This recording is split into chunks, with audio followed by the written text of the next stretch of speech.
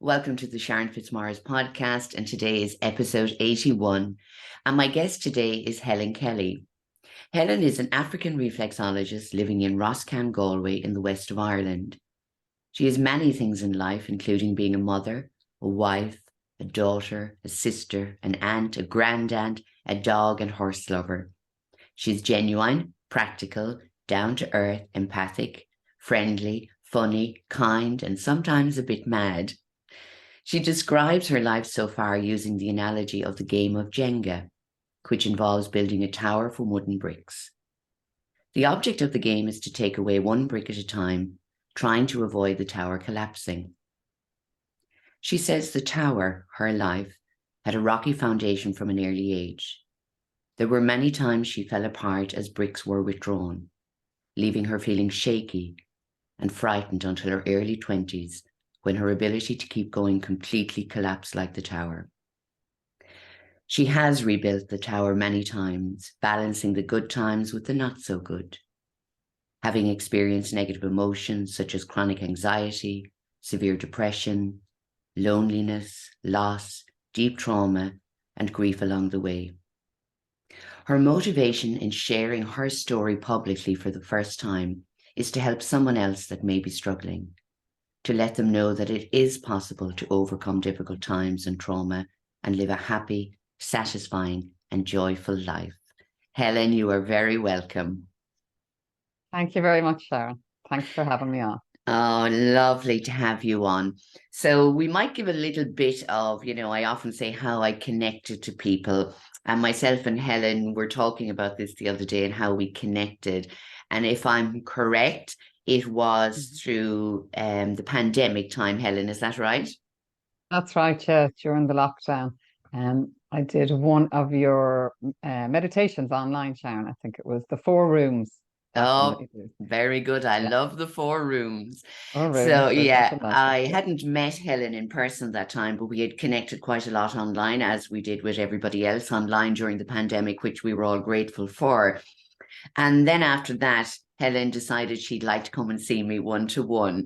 And it was an amazing experience for me also. But after that session, I realized that I connected with Helen even more and that she had gone to the same secondary school as me for a year or two.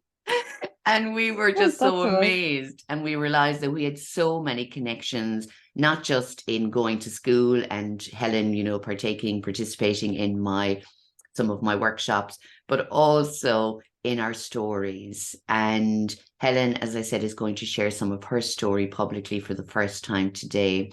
And Helen, we're so grateful. I always say it takes a lot of courage and strength to come forward. But again, as you said, your motivation is to help somebody else that's struggling out there. So instead of going forward, we're going to go back a little bit, Helen. And again, whatever you're comfortable with speaking about, tell me about, those bricks that were taken away from your tower, your life at a young age, and how you felt as a young child within yourself and in your environment. Well, I suppose hindsight is a great thing. Looking back now, what I thought was happening to me were kind of the impacts of different things and life events. So I would describe myself, the feelings of a child would be highly anxious. So I was a bit a bit of a nightmare to be minded. Stories my sister tells me, my eldest sister, of when mum and dad would go out, they wouldn't go for long. They might have been going back in the day for a prayer meeting or something. I'd be bawling. The minute they left, I'd be crying. So, nowadays I call that attachment anxiety. And I suppose then when I was in my teenage years, I would have felt the first symptoms of depression. Again, I would have put it down to maybe hormonal issues. Mm. Well, there was a lot going on, and again, even looking back, I don't even know how much I shared back then with my friends. I couldn't even tell you now, you know, the friends of my teenage years knew what I was like. Again, kind of social anxiety. I remember when we were, well, probably just able to go to the pub. I remember being in the pub, or I wouldn't go up to the bar. There was no way on earth I was walking up to that bar on my own. God almighty, people would be looking at me, that Mm. kind of attitude. So they would have known that side of things. But in my 20s then, things got very bad with depression. And I would have put that down to a relationship breakup at the time. I was actually engaged at a very young age to be married to an absolutely gorgeous guy. But what I've learned from the last few years, really the inner work, as you call it, Sharon, is there was a lot of trauma in my life, a lot of trauma I hadn't recognized. So therefore, the danger we have when we haven't recognized our own traumas, and some of them can be, they used to call it capital T for a big trauma or small T for a small, but I'm using the words now from another trainer called overt trauma or covert trauma. And even the covert, a lot of it may have been covert, as in, it just wasn't recognized. And the danger of that is that we don't seek help or are offered help. And not that I wasn't offered help. My family was very supportive. Again, I just must have driven them insane because at the time, when things got very bad, we were living in London.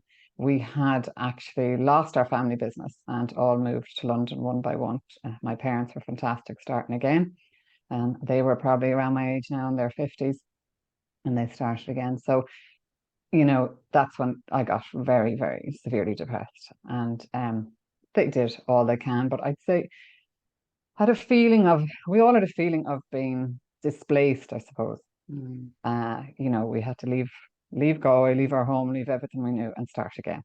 And, so all these events, all these things that happened to me, they shaped, it had an impact on me.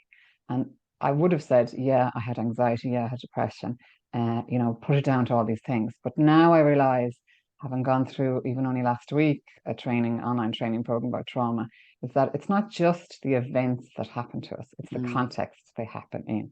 And two people can have the exact same experiences and have different outcomes or impacts. And really the context, for me, that was 30 years ago. People, the help and support was so different to now. I did end up in hospital. I'm very grateful to those medics who did, in effect, save my life. But some of the stories I could tell you about how I was treated, I mean, comical stuff. I can laugh about it now, but I wasn't laughing then. But, so just, recognizing all that now. And remember, you were probably the same, Sharon. Back then, you didn't talk about this stuff. No. We grew up with, don't be telling anybody anything. You might have been, and it wasn't just our family. This was the context, the culture. You didn't, air your dirty laundry, and everything was a secret. So we weren't, I suppose my feeling was, you might be told something and don't tell anyone that now. And that might have been a friend or a teacher or a parent or whatever. But sure, I'd go blabbing. I'd tell everybody. And then if I was caught, I was in trouble. And if I wasn't, I just was living with the guilt, So I suppose a lot of my feelings and memories of childhood would have been confusion, very uncomfortable in myself. I certainly didn't know who I was. I spent, a lot of times mimicking others, trying to figure out what they were, covering it up, trying to be funny, I was very sociable, thankfully, lots of friends, that kind of thing. So despite there being tough times, like there was, really good, genuine times, good fun. We were very privileged. We had lovely holidays, things like that. But ultimately, inside me as a person, I didn't know who I was, and I didn't really like, the person I was. But thankfully, that's changed. Wow, that's lovely. Thank you so much, Helen. And as you said again in those times, and I think most people kind of in our age bracket now will say they didn't have the language, they didn't have the awareness, that there is now, when you're talking about trauma. And it's a really good point that you made, that many people experience trauma, but they don't see it as trauma because they think, well, that's nothing compared to Mary or Jimmy down the road and what they experienced. So mine isn't that big and it's not that important, but I'm making it bigger than it is. But as you said, trauma can be felt and it can be triggered at different stages in our life, but it is the impact of that trauma. And sometimes it's not realized until years later, as you look now, as you said, in hindsight, and you look back on your life.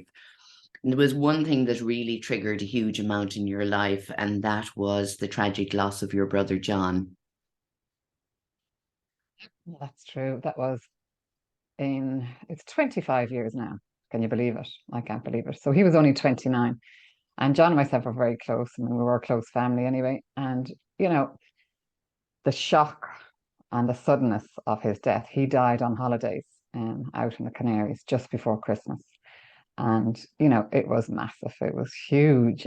Anybody who's been through anything similar or lost anybody can understand that, you know. Um, and again, we were living in London at the time, and he was living in Dublin. And I'll never forget, again, the good stuff that came out of it, the sense of community. You know, there was a lot involved. Two of my sisters had to go and bring his body back. You know, we went to the morgue at Dublin Airport. Even the guards were so nice to us. Like, you know, they gave us you know, they drove ahead of us, and people drove down behind us. People met us in Athlone.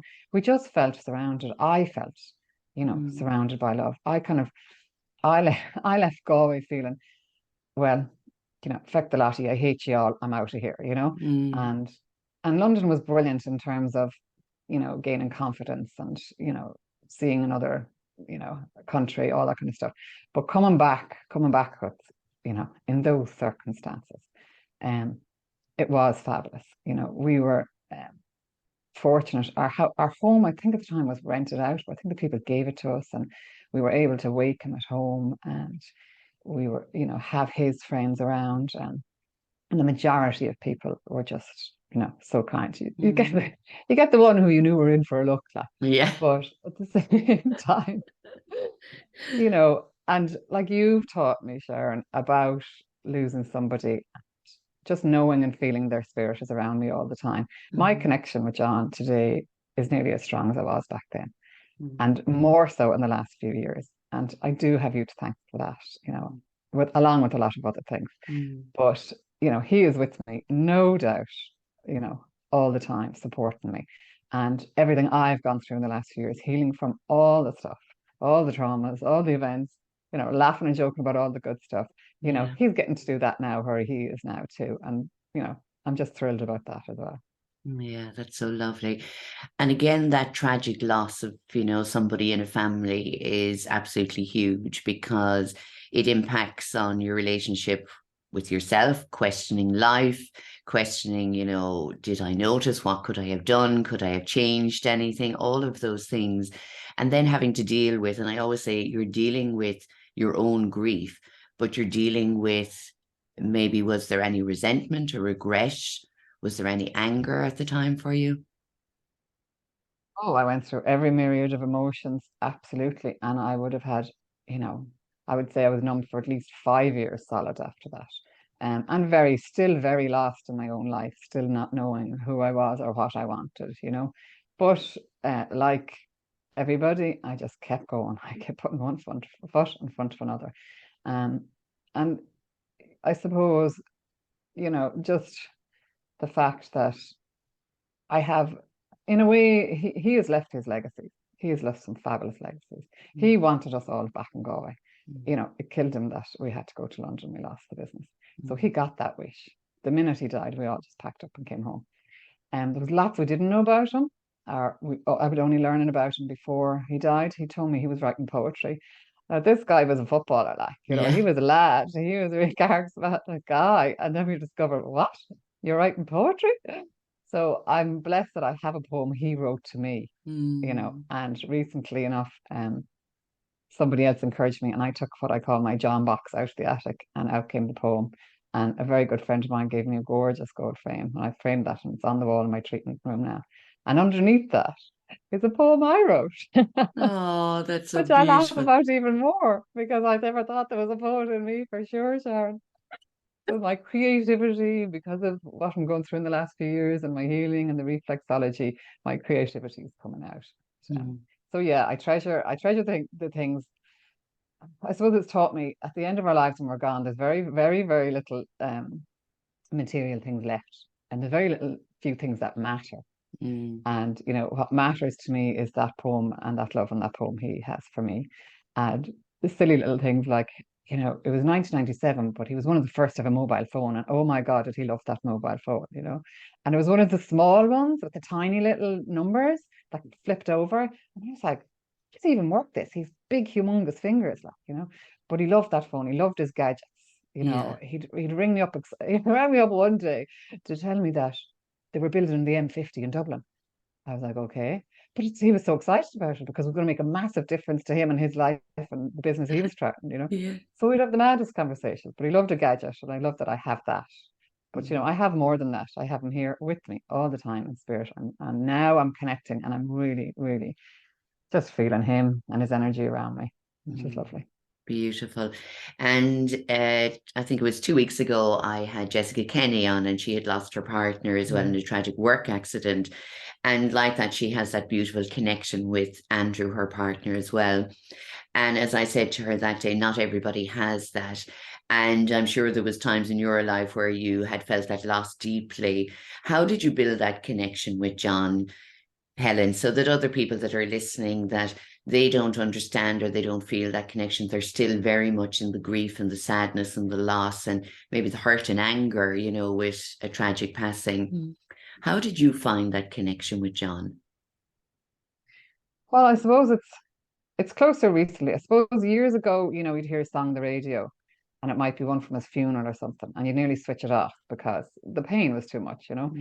But then, as the years go by, it's time, it's really time. And as the years go by, um, just thinking of more, when he died originally, it was the why, the anger, the wanting the answers, the details I needed, but it's all those cycles and eventually the acceptance. It doesn't really matter how he died, where he died. He's gone. Physically, he's gone. But I suppose awakening my own spirituality in the last few years has really, I felt that connection much more. And even I listened to that fabulous podcast with Jessica and reached out to her and texted her afterwards. And, because I'm all about having a bit of crack and having a bit of fun, like you, Sharon, having a laugh no matter what's going on. And, she was talking about, the messages she was getting from Andrew. So I was like, oh my God, this is great crack. Hang on now, and I'll have a bit of fun with John on this. So basically, I'm a talker like you, and I process everything out loud. So now I just go around talking to him all the time. And I was joking with my husband, and I was like, I'm going to have to crack now and see, can I get a message from John? I see would he, leave something so I know he's here and all this kind of stuff. And he goes, yeah, could you just ask him for a few bob while you're at Yeah. him?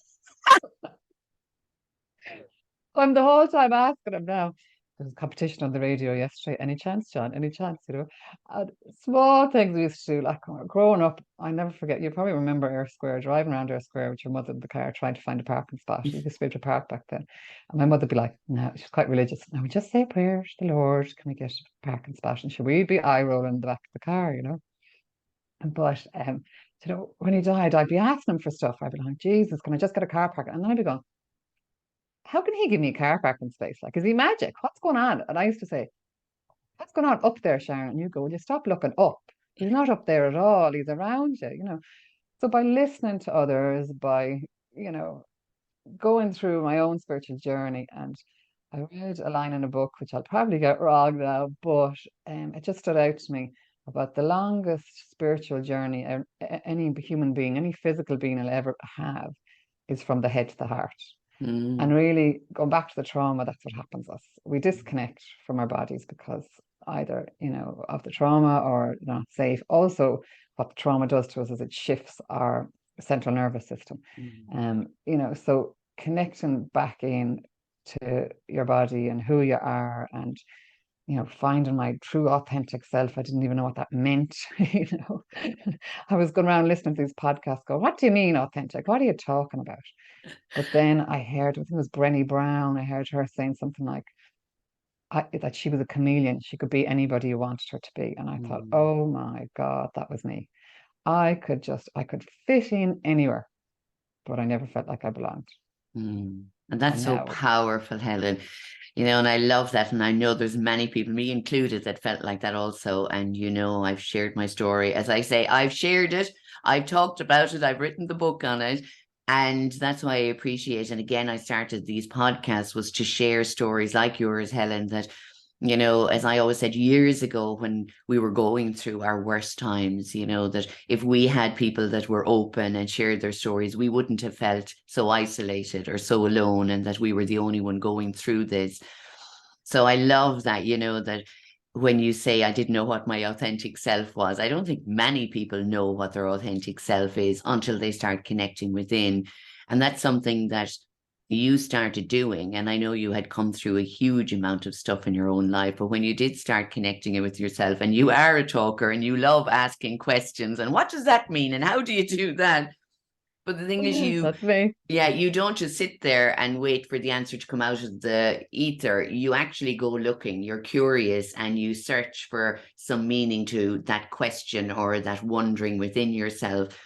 And even the fact of reaching out to people, you know, that for me is the way of connection. That's what we're supposed to do. We're supposed to help and encourage each other, support each other by sharing what we know freely with everybody else. And again, that's the reason why I love people coming on and sharing their stories, you know, and that they, I suppose, have the courage within themselves. Because once you hear yourself speaking back on the podcast, you know, you go, God, there was so much more I really wanted to say.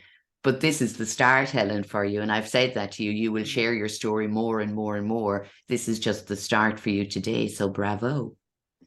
Thank you. Thank you, Sharon. And I could just a few points on that. One is to thank you for all you have done for me. And by you sharing that story, by you reading that book, you have helped me heal, you know, other traumas that I hadn't recognized or wasn't able to recognize at the time. And now I can't describe the difference in how I feel. I feel like you talked about, you know, it was a self-imposed prison I put myself into, not knowingly, but to survive. And unshackling that, or, you know, breaking down those invisible bars has just left me feeling so free. I can't describe it. It feels so good. The feelings of anxiety, the ball of, you know, anxiety that used to live in my stomach that I had normalized. That was my life. That's I didn't even, you know I could feel any different. That's lifted. That's gone, you know, and I say this to my clients, and I now share. You taught me how to share. You taught me how to share on Facebook. You know, you told me connect with people, put love hearts in. At the beginning, I was laughing, going, if I was looking at this 3 years ago, I'd be eye rolling at myself, like, you know. But so good, and it feels so genuine, and it feels so me. And like, I'm the same with my clients. You know, when I went through my reflexology training, we're taught as part of all the case histories, like you've taught, I can't heal anybody else. I can facilitate. I can help them. What is it? Your line is help them to learn To how to help. heal themselves. And Absolutely. for me, it's giving them a toolbox. And, you know, my most recent trauma that I've healed from, I wondered, God Almighty, why did this come out now? Why am I dealing with this now? Why did I never disclose or discuss this before? And it's because divine time and the time was right, but also I had the tools now. I know had I probably tried to deal with that years ago, I probably would have ended up back in hospital again.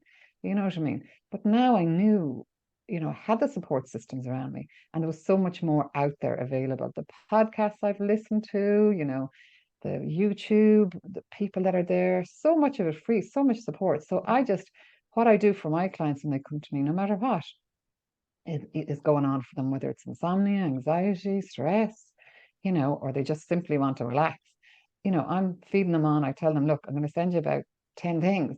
Don't be overwhelmed. Whatever is for you will land. Whatever, you know, and one thing will lead you down a rabbit hole to another thing and another thing. But, you know, what I always come back to you, Sharon, is you and your stories and telling people, you know, sharing, because, you know, I wouldn't have healed from the last trauma only for you and your book. And I read that book twice. You know, the first Twice. time I read it twice. Yeah. Because the first time I read it, I was reading it detached, you know, and looking at your life and empathizing with you and what you went through. And the second time I read it back, I read it connected to myself and what I went through. And, you know, they were two different books, Wow. but it helped me so much. It helped me so much. And it is gut-wrenchingly nervous for me to speak out about my story. But what I've learned also from you and from all I've been going through, it's my story. I'm allowed to share it. I'm allowed to Yes, talk about you it. are. Yeah. Yes, you Yes, are. I am. Yes, you Yeah. are. And I love that. And, again, and that's what I think your authentic self is, and being your true self. It's saying, I don't have to be or speak a certain way or look a certain way. I can just share my story because it's your truths.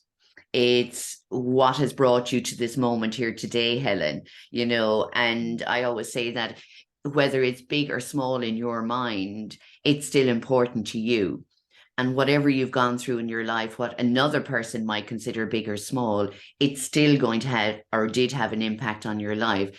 But the ways in which you helped heal and are now sharing, and even through your clients and even through your social media, that is having an impact on other people, because every little thing we do, and we think it's not that important, but every little thing we put out, somebody, and if it's only that one person, is going to resonate with it.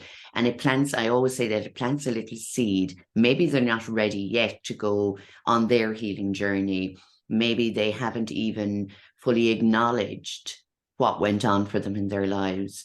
But maybe it'll plant a little seed and they'll say, oh, maybe this might help me, or this means something to me. Maybe it's time to start considering getting support so that I can move through this. And I think that's what you have done. And that's why I love you so much, because I think you really allowed yourself to be supported. You were so honest in everything that you approached and said, well, I don't understand that. How is that going to help me? How do I do that? How do I connect? What are the chakras? What do they all mean? And it's not just surface level stuff. You kept going deeper and deeper and deeper within yourself.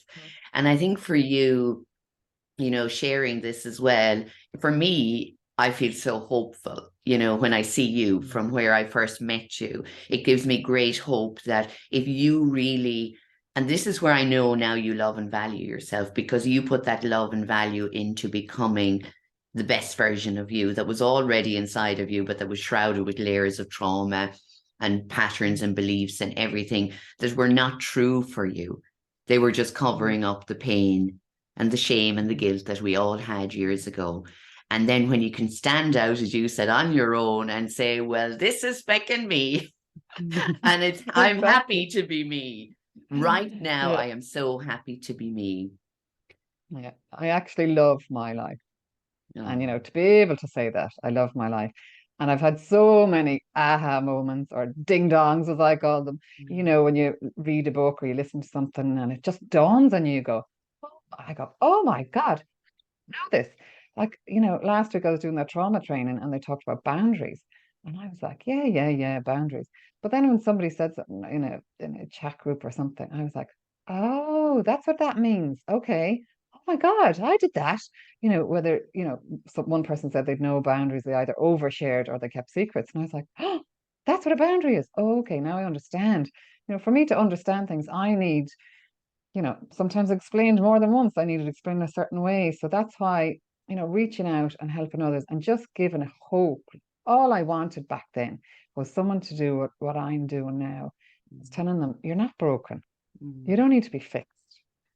You're going through something. This will pass. Everything's temporary.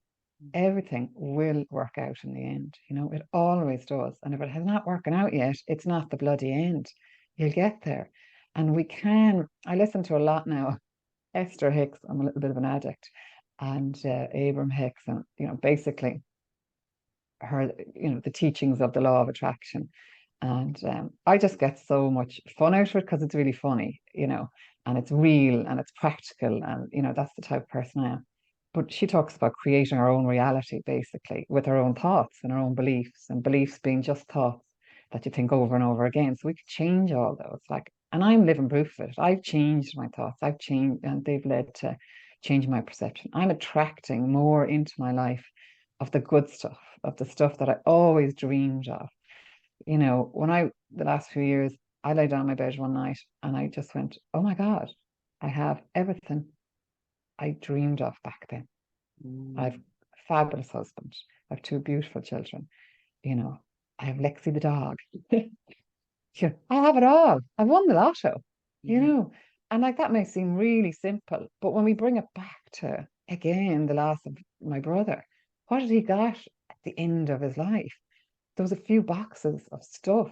Mm. I, I'll tell you another funny story. We were joking yesterday. I'm always always trying to win money off the radio. And so they were at a competition anyway. So I always go, okay, lads, to the kids, you know. So when we win this money now, what's the first thing I'm going to do? I'm gonna book a flight. What are you going to do? What are you going to do with the money? You know. So my son says, I want 5 grand. What do you want 5 grand for? You're 10. And he goes, because I want to buy a whole load of crap I don't need.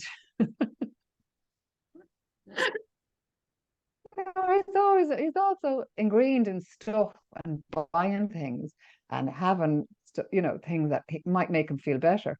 And that's what it's all down to. It's all down to we all we want to do is feel better in our bodies.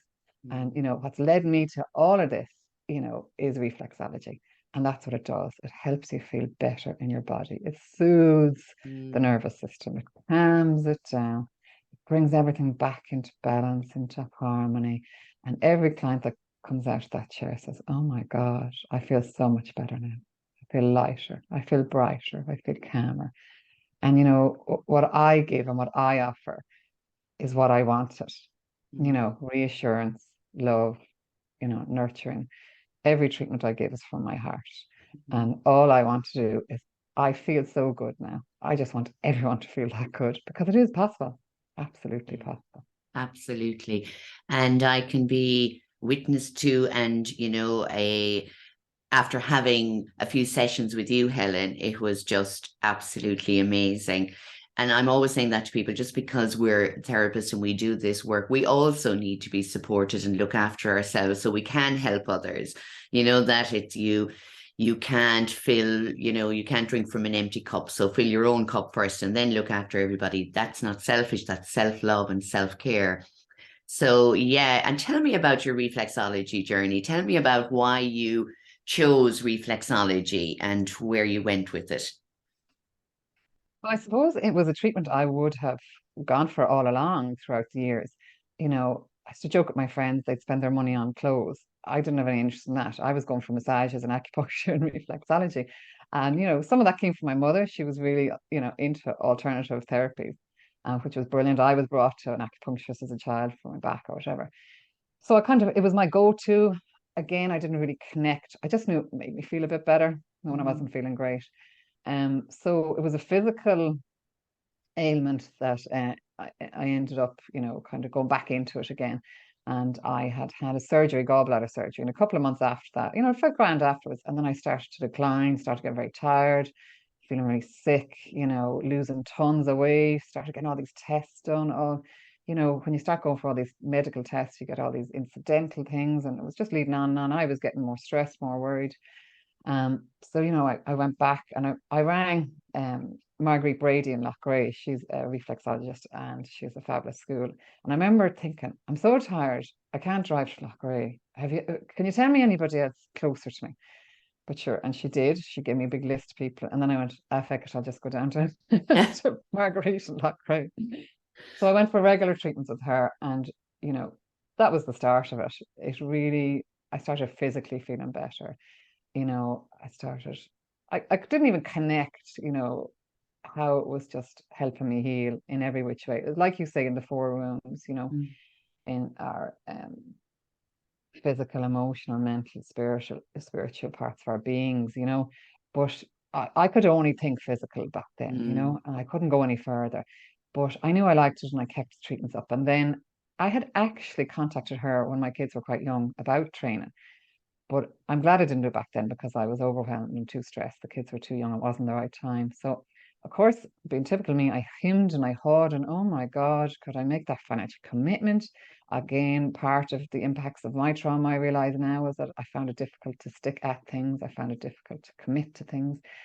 So, anyway, I bit the bullet. Mhm. And the first day, I went into training. Now, Margaret was fabulous. Again, she brought me down before that kind of, as an extra pair of feet and modeling and whatever. So I got an idea of what I'd like. And then on the first day I went down, I never forget, I trained with a fabulous group of women, but one of them said, I'm not sure if I'm in the right place. And I went, oh my God. I'm in the right place. The first time in my life, I felt like I was in the right place. And, we spent 2 years training. It was weekends, and they were the best weekends. They were just fabulous. And she brought meditation into it. So this was a big thing for me as well. I'd never meditated, sure. Like you say, Sharon, thought that was all woo-woo stuff. And not for me, but I was living in my head. I was hyper vigilant. My central nervous system was locked to on all the time, and very hard to relax. I was busy, go, go, go, one job, next job, what's happening next? And really, the meditation just helped me calm down the mind, connect back into the body. Um, I just learned how to feel better in my own body. And that's what the reflexology has done. And then, like you say, when one layer is healed, when the physical, I was off work at the time and back to work. And, then we were in lockdown. Mm. And, it was a terrible time for a lot of people, but it was great. I got to train all through it. I had something to focus on, and a lot of stuff was online and all that kind of stuff. So basically, anyway, and as it turned out, originally the course would have been 2 years. You do the hands first for the first year, and then the feet for the second. You'd be qualified after 2 years. But because we did it backwards, because the feet, you were, physically away from somebody from a breathing perspective. So we qualified the first year in the feet, and we could practice. And then we went on and did the second year anyway, the postgrad. So I was able to open Roscam Reflexology nearly a year ago on the 8th of February, which is my brother's birthday. No No. coincidence there. And then I was worked as an accountant for 25 years, and I was working part-time for the last few years. And so then on the 8th of June, I left the accountancy and started the reflexology full-time. And so that's where it's at. Now in the last 6 months, I have just found the most and met the most amazing clients.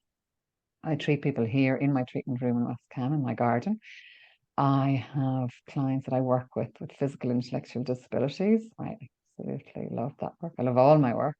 I also work part-time supporting a young woman with a physical disability, the fun we have together, the connection we have. My whole world has just opened up to more joy, more fun, more enjoyment. So, to anyone out there thinking of changing a career, feel like they're stuck or they're tied down by the mortgage. I still have the mortgage. I still have the bills. I still have all that stuff. I won't tell you what the electricity bill came in the other day at, but I trust now. I trust it'll all be fine. Mm. Everything is always working out for me. This is temporary. I trust in the Why do universe, you in the trust? world. I want you to tell that to people now. And because that is so lovely, and they hear people saying that all the time. Well, I trust now it'll be all right. But why do you feel you trust more now than you did 10 years ago? Back then. I suppose because it's like I remember when going through the train, I remember kind of saying, even to you, I feel like I just kind of woken up. Like that all the past of my life was kind of like a daze or something, or a haze, but like everything that I enjoy now was always there. Like I go for a walk with the dog every morning, and I'm talking to the plants, I'm talking to the dogs, I'm talking to people if they pass by, and that's me. I'm talking out loud all the time, but I'm appreciating stuff. Like I'd stop my friends in mid-sentence and go, "Oh my God, look at the sky, colors. Isn't that fabulous?" And it's not this false sense of I'm trying to be positive all the time. It's a genuine, I think, the word gratitude is lovely, but I love the word appreciation. Mm. And I'm seeing everything was there all along, but I just couldn't see it because I was in this haze of trauma, probably, and the impact of it, and anxiety and life, and stuck in a rush and just busy, busy, busy. But when I took the time, it's about allowing ourselves to just calm down, relax, see what's really important to us, you know, what the values are, what we love doing, and all about having fun. I mean, I truly believe we're here to have fun and Mm. enjoy our lives. We were conditioned that everything was a struggle. Money was hard earned, you know. No, it's not. I go around now, my money, I'd start the sentence with the kids, no, I'm not giving you that money, that hard earned money. And then I go, oh no, I'm not giving you my easily earned money. Yeah. Because it was easily earned in terms of it wasn't an effort. I enjoyed it, Mm. and I'm not saying I didn't enjoy working all those years as an accountant. I did, but it's a different sense of enjoyment. It has a different impact on my central nervous system. And I remember that when I was doing both jobs at the same time, because I'd be facing one way into the computer and I'd be going, oh my God, what time is it now? I have to get this done. And my central nervous system, it'd be panicking, Mm. my whole body would be getting tense. And then, in the evening, I might have a client and I turn around and I just start relaxing into the Mm. treatment and I'm breathing, I'm calm and I'm enjoying myself. So I'm trusting in, I don't know what I'm trusting in, the world, the universe, all these lovely angels and guides I discovered. When I talked about spirituality, I was like, oh, Joan, is that religion? Don't be giving me God now. And I'm not knocking God. God is great. But he's just, that's not the word that fills me with joy. It fills me, the words I love are, pure positive energy, Mm. source energy, the light, this light inside us. I look at the sun every day and close my eyes, and I think it's one of your meditations that says, charge your body with light. And I'd be I do this out on our hill, and I'd say people go by, oh my God, she lost the plot. But I don't care because I'm having a great time. My husband calls me delusional at times, and I go, yeah, absolutely delusional, but I don't care because I feel good. That's Brilliant. And I think just listening to you, and trusting in all of that beautiful, and especially the light is shining in here glorious on me. I should have it. pulled the blind, but I Yeah. love it coming in because we need more light. But what I think what you've really started to do, Helen, is to trust yourself. Good. Yeah. Yeah. Yeah. Probably hadn't realized that. Yeah. And because I like myself, I love myself now. I do a Mm. lot of, like Louise Hay talks about, mirror work. You probably introduced me to that, looking at myself in the mirror, telling myself I'm fabulous. I mean, at the beginning I couldn't even look myself in the eye. Mm.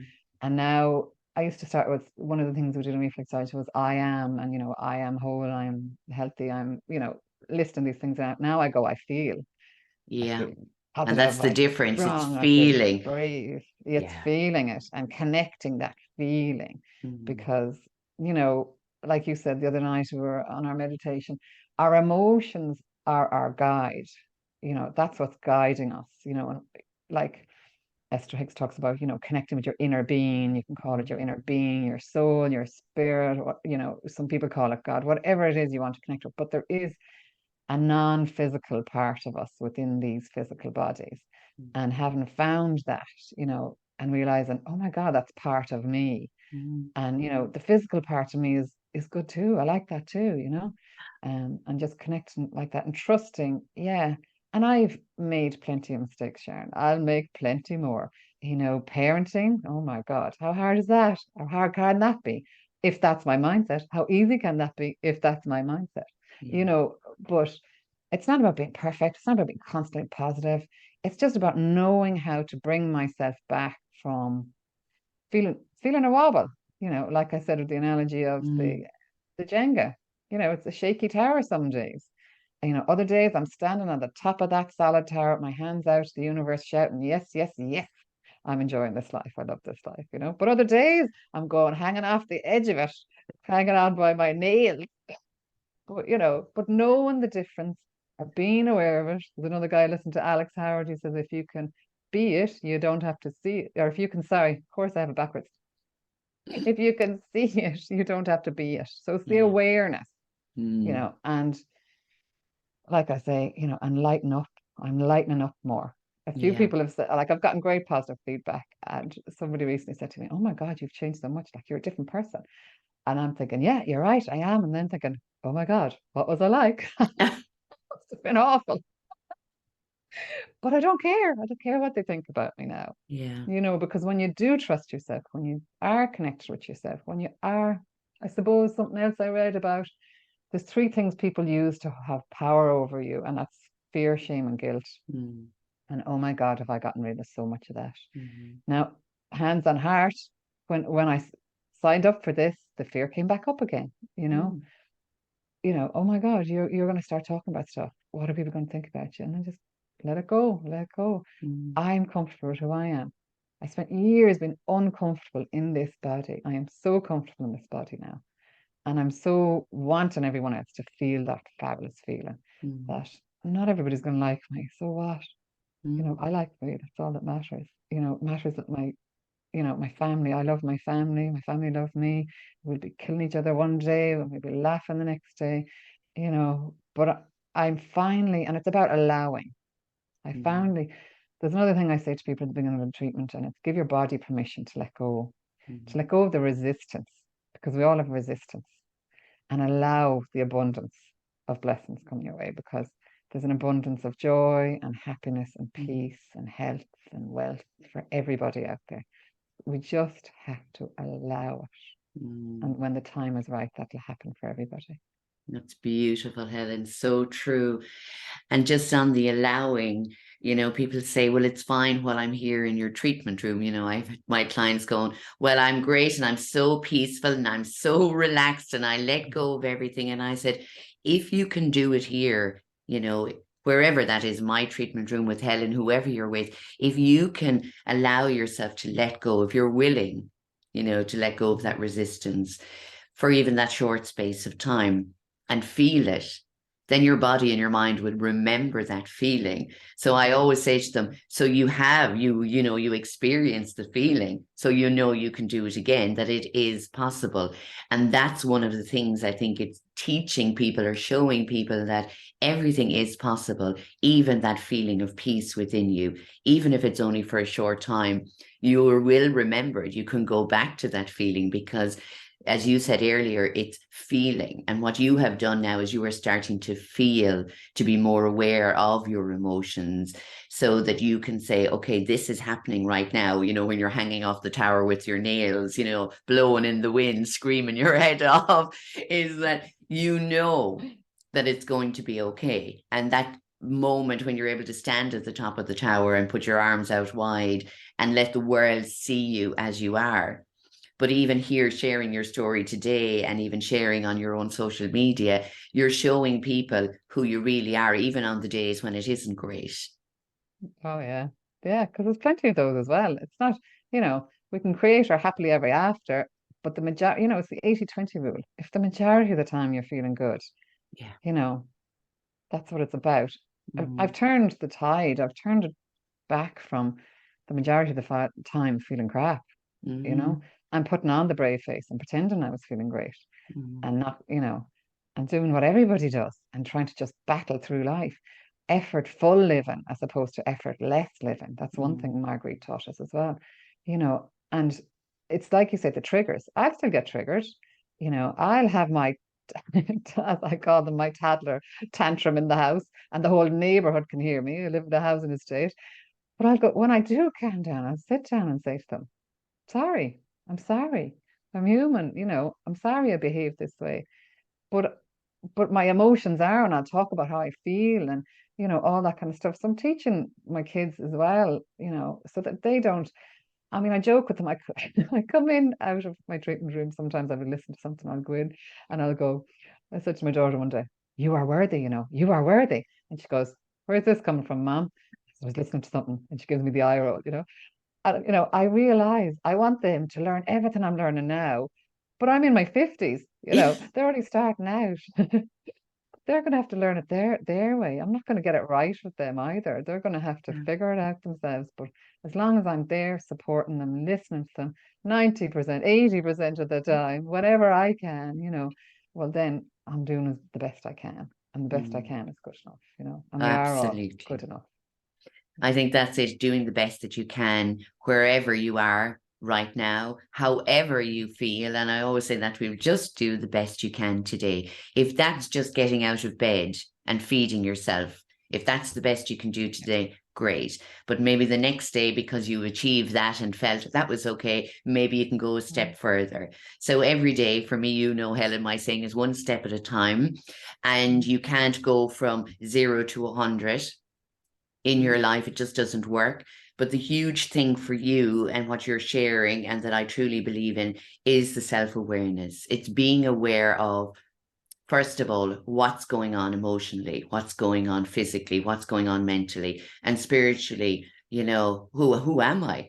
Who am I right now? Even if you're not sure who that is, that's okay.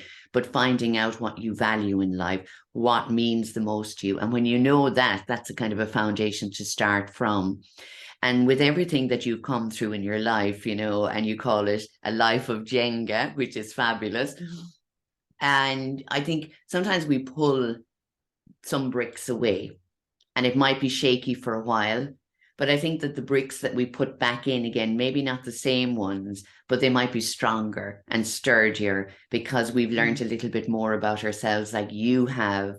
And I think you're going to keep building on your tower, Helen, you know, and it doesn't matter how far it goes because it's you, it's your tower, that is your life, and you're going to build on now. And that's amazing from a shaky foundation that you have come from strength to strength to strength, but you had to go back into those areas and look at them, be with them, heal them. Yeah, absolutely. Yeah.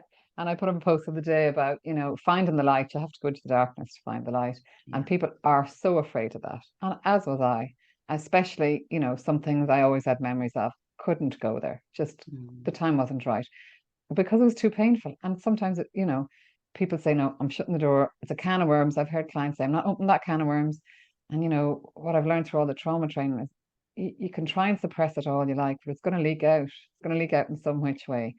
You know, it could be physical or emotional outbursts, or you know, the body when it's, you know, in unease can create dis-ease. You know, so anything, it'll leak out in any which way. Doesn't mean, you know, you're bad because, you know, you're not dealing with it or when the time is right. But the awareness of it, what the awareness of it means is that you can be kinder and more self-compassionate to yourself because we all have the inner critic. And, you know, mine was get on with it. You know, just get up and get on with it, Helen. Yeah, that happened, yeah, but worse has happened to others. You know, what's wrong with you? That was my internal voice to myself. Just keep going, keep slogging it out. But there was no fun. You know, there was bits of fun in it, but, you know, in my life, but there was no self-compassion for myself. There was no kindness. There was no gentleness. And now that I can give that to myself, you know, and I suppose I was probably good at giving it to others, but to give it to myself, you know, is the most important thing. The most important relationship we have in our life is with ourselves, Sharon, as we both know. And, you know, when you start to connect with yourself, you know, there's still going to be stuff I don't like about myself. There's still going to be days I go, oh, Jesus, what did I say that for? But now I'm trusting, back to the trust, back to, you know, those connected, those messages from our loved ones in spirit. Sometimes I'd say something mad to someone, I go, my God, where'd that come from? But it mightn't be me at all. It might be a message that they needed to hear from someone else. You know, I certainly believe that with my brother. He's sending messages through. I've told you that story, that wonderful woman I met on the beach over a year ago. And you know, I could spend 3 hours telling you stories about, you know, the messages he has sent through her and through that connection. And, you know, when you asked me earlier, how do I feel more connected to him? Definitely like that. Like he's like me, he's determined, and he was bloody well determined to get back and, you know, and to connect with me, even if I was pushing him away in spirit, you know, and needing to sort stuff out in my head. But, you know, I'm glad we're both back on this journey together. And like, I think it was, I don't know if it was Jessica or yourself said, you know, when you have somebody in life that died early and all the experiences you have, you can say, come on, you're coming with me on this too. Yeah. And he's on this healing journey with me. He is here with me and he's just delighted. Yeah. I know he is. And he's as happy as I am. And that's the important thing. Absolutely. And that's what spirit do. Our loved ones in spirit, as I've said many times, Helen, they don't want to see us hurting and miserable and sad and grieving for them for the rest of our lives. And so they're there to help us to heal so that we can live the best of our lives, you know, the best version of who we are in our lives. And that's how we honor their memory, is by living a full and happy and joyful life to the best of our ability. Again, I always say that because not everyone is always going to be there right now if they're listening to this. But part of their healing and moving on is being able to help their loved ones that are, you know, left on this earth, if you want to put it that way. So I think your brother John has been a huge help to you on your journey, and that you have that beautiful connection again is so special. You're amazing, Helen. Is there any last words? Sharon? Well, thank you. Is there any last It's the words? mutual adoration society we have for each other now. Well, you know what? I just think You are amazing. And every time I ask somebody, if they'd like to be a guest on my podcast, it's because their story has inspired me. The work that you do, not just with your clients, but the work that you did on yourself. And I've been witness to, that your story is very powerful. So to really appreciate yourself for all that you've come through, Helen. Well, thank you. And thank you for being part of that journey, Sharon, because I think you were definitely one of the first people I opened up to when I did need to heal the most recent trauma that I healed. And obviously I told my husband first, and I think even he said we were listening to your podcast together. I think it was the very first one you did, on spirituality, really. And do you remember him? Then I opened up to him and he said, I think you need to go and see Sharon Fitzmaurice. And I said, I think you're right. But I think you were the first person I actually allowed myself be truly me around, So I would say to anybody else going through anything, there's massive support of people out there who want to help you, who want to support you, who love you. I was listening to Davina McCall, I don't know how you say her surname. Yeah. I was listening to a podcast on her the other day, and she was talking about her sister who passed away and the funeral. And she said she had an idea for a TV program that you could actually have, if anybody could be at their own funeral, but be alive. All the lovely things we say about people, have people say, God Almighty, they didn't know how much they meant to everybody else. Well, why wait until they die to say it? So you've taught me that. If I see somebody, like you say, if you see someone smile, you have a lovely smile. Like the texts and the messages I send people now, like they're just so different. I have no qualms about telling somebody how lovely they are amazing. You've told me that you are amazing. You are amazing. To see that, and even for clients, meeting people where they're at is brilliant. It's fabulous. But holding a vision for them for the future, that's magical. Because I couldn't see back then in my darkest, deepest days this future. But now I'm here, the future. Now I'm just so excited about the future now. What can happen? What will happen? Every day I wake up and I go, oh, I wonder what fun, great things are going to happen today. I'll probably end up screaming and shouting at some point. But every night, I say 3 things every night and every morning, and they're 3 words, the same word. I say 2 words. Thank you, thank you, thank you. Because, thank you to everything and everybody, because it just changes our mindset. Even if I'm feeling horrible, thank you, thank you, thank you, and I'll find something to thank. Thank you for this bed, this warm bed I'm in. Not everybody has one. In the morning, thank you, thank you, thank you. I woke up alive. I'm here. I can breathe.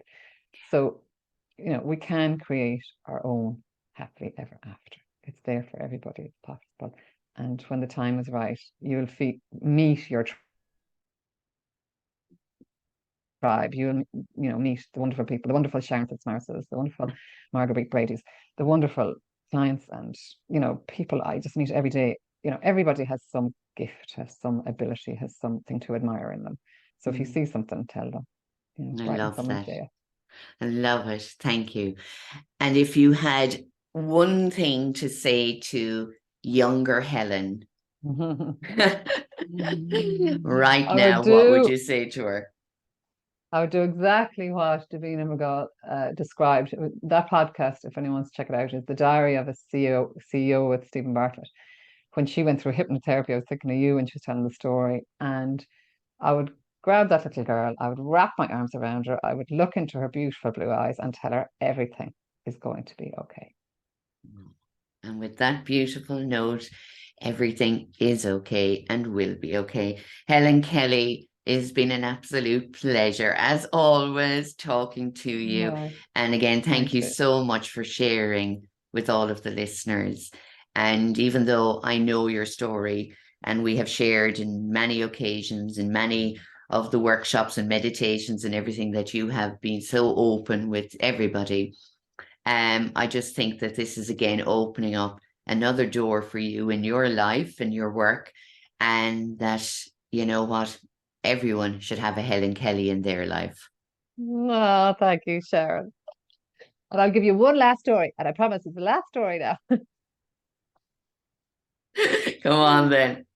But this friend of mine I spoke about at the beginning of the year in January, and I said to her, look, 2023, this is the year. This is the year I'm going to be brave enough to share my story. And actually, her daughter has a podcast. Check it out, Partners in Positivity, with her friend. And I said, no, I might even tell my story on that podcast. And she goes, and then I went, cannot. I'll have to give my first interview to Sharon Fitzmaurice. I'm going to be on her podcast first. And it is the start of it. And it is the start of it's healing for me to talk. It's healing for me to share. And like you always say, if we have touched the heart of one person today, well, it was all worth it. Absolutely. Helen, thank you so much. It was just so lovely. Thank Thank you, you. everyone, for tuning in and listening to the lovely Helen. You can find Helen on Roscam Reflexology on Instagram and Facebook and connect with her. And you know what? If you've never tried reflexology, it is absolutely amazing. If you are not sure why you're going, as Helen said, just go for the relaxation. How many people actually stop and rub our feet? I know in my house, there's not many that will touch mine. So Helen is in her element when she is working with feet and working with you and your energy. So she's in County Galway. Look her up on Instagram and Facebook and connect with her. And also, if anything in this podcast resonates with you, you can also contact Helen or myself if you need any support. And if you are struggling right now and you've listened to Helen and you've listened to me before, the day does get brighter, I promise you. But just take care of yourself for right now. So until next time, everyone, I'll talk to you soon.